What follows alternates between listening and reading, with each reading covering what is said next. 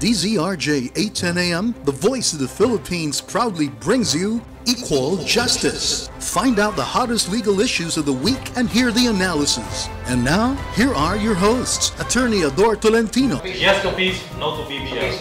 Facebook. Okay, if you want to follow me. Attorney June Kicho. Kailangan pa yun, comfort level eh. Exactly. And Attorney Tiki Tabuhara. Vice President Binay, pati si Pinoy, pati si Executive Secretary.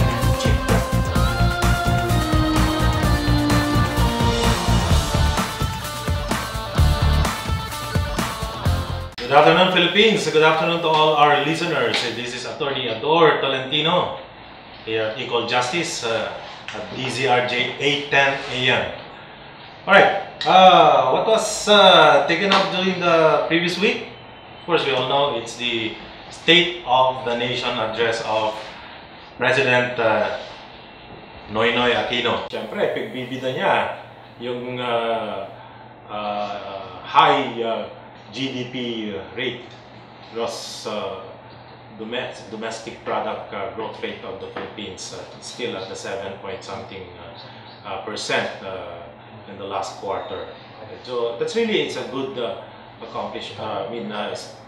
GDP growth rate actually, it's still among the highest in the world. Okay, and in Southeast Asia, of course, it's the highest. So this afternoon, of course, we'll try to go into the details of the SONA. But before that, let's tackle what the president, the vice president said in reaction to the SONA of the president. I think he said, "Wow na wow." Parang it's like the expression of the new generation of Eddie Wow. Parang, you know, that's a sarcastic way of saying, "Oh, totoo ba yan?" Okay. Kasi as we all know, when the vice president resigned from the cabinet of President Pinoy. Okay, so at this point, let's welcome my co-host, compañero, Atty. June Kicho. Good afternoon, Philippines. Good afternoon, world. And yes. Afternoon, how's the traffic? Considering it's about to rain. Yeah, it was worse than the past Saturday. Really? Oh wow. Yeah, but I came here in one piece, nevertheless. Yeah, so that's the good thing about it. If you can navigate through our traffic-laden streets, yeah, in one piece, yeah. it's already a. Not everyone is as lucky. Oh yes, yes, yeah. You know, funny, you know, because every time I wade through traffic, June, I always have that, I don't know, unexplainable kind of uneasy feeling that it's like I am anticipating that someone will bump me, someone will, you know, because we're driving too close to each other. It seems like we know exactly how to measure 3 inches apart, okay, from each other, because we have to maximize each and every space of the street. Yes. We're navigating. Yeah, actually, we make a 3-lane street. The 4 lanes, or 2 lanes, 3 lanes. Yes. Or 2 lanes, 2 lanes, 3 lanes. Yes. Yeah. And because drivers cannot talk to each other, they're supposed to be communicating through gut feel na lang. Yes, gut feel, visual. You know, you trust that the other driver knows where you are and how far you exactly and what your next move will be. Yeah, especially in what's this? Turning left and turning right. Yes, oh yes. When you're at the intersection, you just have to feel through. Yeah, they're repairing something in on EDSA right now. Oh, and then that's reblocking again. Yes. Well, they're repairing a portion of the street, and then I think some drivers did that. Well, us drivers didn't realize that there was something like that ahead of us. So there was a battle deck, and 2 cars just, you know, bumped into each other because well, they collided. Oh no, it's not collided. It's alam mo naman, sa EDSA, you know, isang lane lang na Yes. ma-disable dyan, it really affects already And the flow of yes, traffic. nagkagit-gitan. And the repair was already occupying 2 lanes. And then there is a third, and then there is this car and a taxi that that was in a mishap. So they occupied the 3rd lane. So we only had 2 lanes, all of us. So it was a terrible delay there. Well, anyway, you were talking about I was talking the right about, to suffrage. Yes. In connection with later on, we will talk about the latest developments among all these presidential aspirants. Yeah. Especially may mga clarity na on the part Yes. of the administration party, Yes. where Grace Poe stands, and where and how other aspirants fare in Yeah. I think the only wild card there is Duterte, because he is like until running now and he has not running. yet Yes. until now he has not yet really made Yeah. Nevertheless, any statement. people Whether- treat him as a presidential one. And so how about Chis Escudero? Is he do people think he is in the running, or does he I think he made any his name is always floating about and around June, but yes. Chis, I believe personally, has already decided to seek a vice president? the vice president position only. Yeah. Not But as president. that's why he wants Grace Poe to run for president, so he can. This is my take on that. Okay, unahin na muna natin itong mga presidential aspirants before we go to the SONA. Anyway, the SONA is already laid out, and we will see kung agree tayo hindi, di ba? But sa presidential votes, okay. And isama na rin natin ang mga non-presidential, ay mga vice presidential aspirants. Okay. This is my take. I think Cheese, considering that Cheese is already clear about his plan, that not to seek for the presidency, but to run as a VP definitely. Yes. But as to his running mate, okay, I think he is torn between being an administration vice presidential candidate or a non-administration vice presidential candidate, particularly under Grace Poe. Okay, that coalition of NPC. And we all heard last week that the NPC will support a Poe-Cheese tandem, just in case that will solidify. But over the last few days, June, several articles in the social media seem to show a different dynamics now. It seems like Cheese is singing a different tune. That the two of them, Poe and Cheese, okay, can make their own decision individually with emphasis on the qualifier individually. Okay. How is that? Meaning, unlike before, it was very clear that when they if they need to make a decision on their plan, then they would make a decision as a tandem. And debate in the social media regarding the viability of Cheese Escudero, especially because of his especially owing to his connections to the Marcoses, and and his past with Binay. No, it's See, ang vice president ko I might letter B. Yes. I mean, very and YouTube still has that. Yeah, and so he has the ire of the social media what you call the netizens. Yeah. But then again, let's welcome Panyero Tikita Buhara, who is already here. Good afternoon. Buo tayo ngayon. We're complete. We are complete family today. Yes. We are finally complete. Matindi ba ang EDSA traffic, pare? Hindi naman. Basta kayo, walang problema. Basta nakarating. Basta masarap ang usapan. Yes. Ngayon, masarap pa usapan, Tiki. Okay, balita ko. Chisis ko din ang pag-usapan. Naalala ko tuloy yung Facebook page Pero he was your classmate. No, yeah. Classmate. Well, he was my batchmate. Okay, we never were classmates in a subject because day class siya. I was in the evening.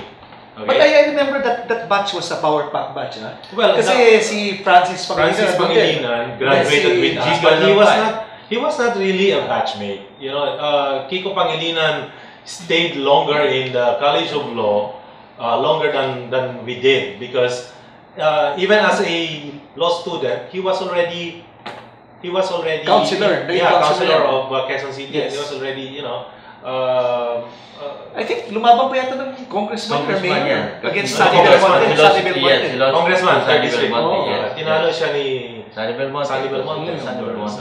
Yeah. So alam mo naman, that's how things are done. And you know, that's the reality of politics. And Pinoy would not have him in his cabinet because he would be compared. They would be compared with each other. Pinsan, yes. kasin. Yeah, and aside from the fact that unang-una, siyempre, white elephant ka, I mean, di ba? And then, after 1 year, pwede ka na. Pero after, alam mo, especially for all that, with the mind of Jibo, I do not want to be compared with him either. Even if he's my cousin. Jun, kung napansin mo doon sa mga senador, we have at least 6 of them na contemporaries natin, no? Si Yuko, yes. Anim sila, no? Si Jesus Escudero, si Coco Pimentel, si Pia Cayetano, klase. Yes, Pia. And then si Kiko Pangilinan. And then yung isa pa kaklase namin, pero hindi nyo ata kaklase eh. Hindi. Si Ralph Recto. Ralph Recto was in our batch in Ateneo eh. Sa Ateneo yung dati. Isa pa, huwag natin kalimutan, pinaka-bata at pinaka-pogi. Si Senator Sani Angara. Di ba? Yeah. But he's much younger. Much younger than us. We were no longer in law school. Yes, much younger than us. 2000 yata yun eh. Yes. Pero brilliant boy, no? Magaling na tao, no? Yes. Well, ako naman, yung talking about, again, going back to Jesus Escudero, no? Parang, feeling ko parang he has the charisma, no? Doon sa mga youth, no? But my problem lang with him is that yung leadership quality siguro niya, medyo kulang pa. Yung following, to be able to command the respect of all these elderly congressmen and senator and all these older cabinet members, siguro mahina pa siya. Matanong natin si Senator Osmeña, Serge Osmeña, kung bakit galit na galit siya kay tinanong na rin yan ni Cheese. I don't know why Senator Serge is so mad at me or angry at me. Yeah. And what did Serge say? Your father? Did you have anything to do with the father? Baka mga previous, If I remember correctly, nung tumakbo yung congressman dyan sa Bicol, si Jesus Escudero, the father, I think, was a former also Marcos. Yes. Batasang pambansa yata yan eh. Yes, and he was Secretary of Minister of Natural Resources. Agriculture. So, tinulak din ng thrice. Yes, he was DA Secretary thrice. Oh, yes. Yeah, I remember nung bata ako, minimemorize ko, Secretary of Agriculture. Diba? Salvador Escudero. Yes. The third pa yata siya. Tumakbo yata ang senator, yung natalo yata eh. He ran for senator under the Cory. Yes. Cory yan, and then natalo. And then yung anak na pumalik sa Congress. Yes. But he was a marvelous man. Yes. So, going back to our presidential aspirants. Okay, now that Rojas is anointed as the presidential standard bearer of the Liberal Party, is the ruling party. Okay? Ganun na ba sila?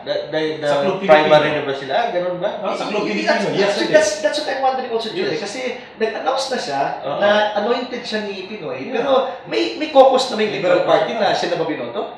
Yun ang hindi natin alam. But apparently, I think, after the SONA, nagkaroon na ng Liberal Party caucus. Okay. And then, nagkaroon na ng announcement yesterday. Parang maaka yata. It's only no. I think that has always been the timeline. Mga late year. End of July. But hopefully this time it's consistent sila, di ba? I mean, no longer hopefully. Thankfully this time, consistent. Because during the time of Cory, remember, the Liberal Party voted for Vitra. Ramos yata to, Ramos. No, yes. Vitra. Yes, Pero ang Vitra. But Cory anointed Doy No, FBR. FBR, that's 1992. Yes, 1992 yes. yan, Oo. Kaya binuo ni FBR yung Lakas LDP. CP LDP. Christian. Lakas CMD. Yes. Lakas CMD. Yung Tapos Lakas yung CMD. LDP, Lakas ng Demokratiko Pilipino. Yes. That's the Mitra Wing. Yes. Right. Yes. Can you imagine yung Lakas Party pala na minana ni GMA nung time niya, galing kay FBR, no? Oo. Swerte nga niya because it carried her to the presidency. Exactly. No? Pero pag wala yung lakas na yun, wala siyang credibility. Yeah. Hindi, saka alam naman natin during the second people power, reluctant ang mga tao to allow her to take oath as the new president. In fact, parang for the more militant groups before, ang sinasabi nila, we're doing the second people power not because we want you GMA to be the next president, but because of constitutional succession, di ba? Wala kaming She had to be president. Actually, hindi siya yung dahilan kung bakit nag-people power. I think if I remember that was a very clear statement coming from the more progressive bloc. If I remember right, there was a movement at the time. There was a call for some kind of a transitional government of sorts, a mechanism wherein a consultative mechanism that would run the Philippines, but that was of course unconstitutional. So So okay. So anointed na ang presidente ng presidential standard bearer ng Liberal Party. Question I think, which is I think a very basic question of all, no, na nag-anticipate.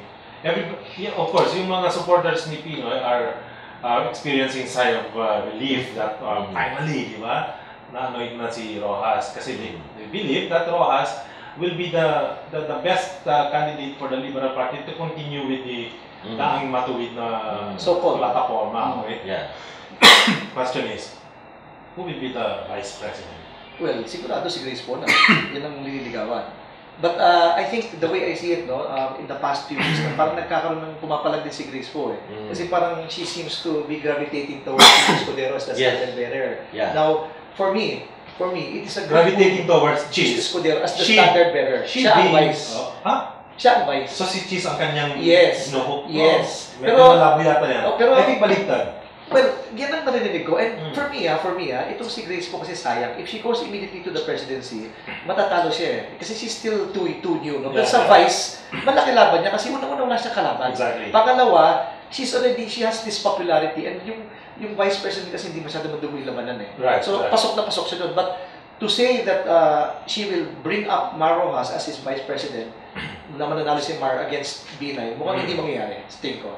Hindi mangyayari. Kasi the way I see it, na siya ang vice president. Kahit siya pa ang vice president ni Mar Rojas, palagi ko ang mangyayari pag kasi I think that's exactly the intention of the Liberal Party to make sure na siya. Na makuha siya as the running mate. Okay. In the first half of 2012, okay, this is the point of reference. First half of 2012 went down to 24.9% in the same period of 2013. Okay. Madali naman walang figure ng 2014 and 2015. Yeah. But madali Pinoy out lang niya yun. Wala pa yun. But because they're only measuring income poverty. At saka madali naman gumawa ng figures na yan eh, di ba? You don't have to really have the basics eh, di ba? Madali naman sabihin na bumaba ng 25%. But let's open our eyes, di ba? Let's open our eyes and look. Meron bang mahirap nakikita? Marami pa. Meron bang mga squatter na marami pa. May nagbago ba? Now, we're talking about poverty, no? Those people who cannot maybe a certain threshold. What about those who earn maybe not enough? Yes. Di ba yung mga underemployment? Yes. Meron silang pera, they cannot afford. Di ba? Yes. Di mga minimum wage earners, hindi sila poverty, pero actually they cannot send their kids to school. That's di ba? I think it's not so much the unemployment that is a problem, but the underemployment, because everybody gets employed somehow. But the percentage that is underemployed is just so big. Yes, actually, if you add together yung unemployment and underemployment rate natin, napakalaking percentage of the population. Could be more than half. Yes, and if you consider, kasi itong mga call centers natin, wala namang BS or BA call center agency. Yeah, and if you consider, these are nursing graduates. If you consider, yes. And that's it. That's my next point. Because when you consider that these people will not be making or pursuing the kind of jobs that they are trained for and studied for, di ba? Yes, and because they earn very little, they cannot pursue. No, if at all they can find a job. Betterment. Yes, yes. No, if at all they can find a job that that suits. Dating ang panahon, there's going to be a vacuum. There's going to be a vacuum. In our ito, taxes. Ito siguro. Siyempre, ako naniniwala ako dito. Tax collection have been strengthened from 1.094 trillion in collections in 2010 to 1.5 trillion in 2013. Ano yan? Accomplishment ni Kim yan. Well, it's pero ito sa akin lang, no? It's admirable na nakakapag-connect siya ng ganun. Pero is it a business-friendly policy? Yeah. Diba? Ang tanong kasi, it's really the sige, mangolekta ka, 1.3 million, wala namang gustong magnegosyo dahil sobrang hirap ng mga buwis. Sino talo? Di ba? Di ba? Sino talo? Di ba? It's the government that will lose. Yes. Yeah. Yes. May have collected more money, but at the expense of the people. May bunga ng effect yan, di ba? Kasi mas mahigpit ka na sa mga regulations mo. Parang baril, di ba? Ganun din, di ba? Mas mahigpit ang lisensya ng baril or whatever. People will shy away and just not do it at all. Pero dapat, dito, parang may segue dapat si President dito na, and that is in spite of this social, parang it's like, parang, di ba, there was an amendment to the income tax provision of the NIRC to increase the exemption from certain X amount of Isn't that Sani Angara's Yeah, Sani Angara's bill na tumaas na to 80,000 yung exemption. Okay, so dapat i-emphasize yun na despite that, kakolekta ka ng ganyan karami. Meaning, hindi yung pinagpaguran ng ordinary worker. Okay? Kasi income kasi taas ng ating income tax eh. Pero dapat yung Yes. In fact, highest na yung kawawa talaga dito, you were all employed naman at some time, no? Tayo, empleyado tayo, nung nag-umpisa tayo, no? Yung mga kawawa dyan are the employees, yung mga kinakantasan ng mga withholding, di ba? Kasi walang choice eh. Pagdating ng sweldo, kantas kagad eh. So, SSS, pag-ibig, lahat yan eh, di ba? PhilHealth. So, pagdating sa inong sweldo mo, siguro mga magkano lang, 60% na 70% na naiwan, di ba? So, it's also not fair for them to be in that lower income bracket, but to be shouldering the most, the biggest burden of the tax. Tapos yung may mga tax shields, yung maraming tax avoidance, yung mga may negosyo, yung mga mayayaman. That is really it's an injustice. It's an injustice. But then again, when you think about it, ito yung mga rich Chinese businessmen, yung mga nasa Binondo, yung mga dinagabayad ng buwis, siguro yun na talaga habuli, mga smuggler, gano'n. Di ba marami mga gano'n, di ba? Tapos, dami-dami pa ng luxury cars. Kasi pinuhin mo tingin mo, halimbawa si Lucio Tan, magkano yung mga tax evasion cases na finale against him? I mean, and there's only one. There's only one person, ha? Pero teka muna, balikan natin, usapan natin tungkol sa SONA after this break. Alright.